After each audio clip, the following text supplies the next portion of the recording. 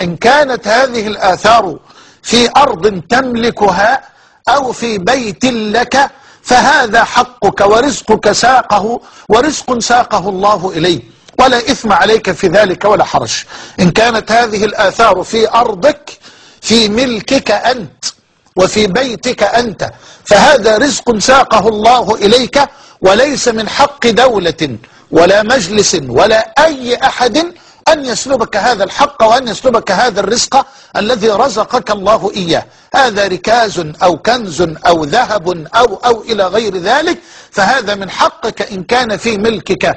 أما إن كانت هذه الآثار ظاهرة التجسيم لأشخاص فعليك أن تطمسها، لأن النبي صلى الله عليه وسلم نهى عن بيع هذا، وما حرم بيعه حرم ثمنه.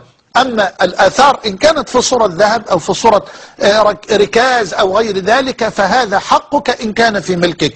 أما إن كانت هذه الآثار في أرض عامة في مال عام تمتلكه الدولة فليس من حقك أبدا أن تأخذه، وليس من حقك أن تهربه، وليس من حقك أن تسرقه أو أن تبيعه.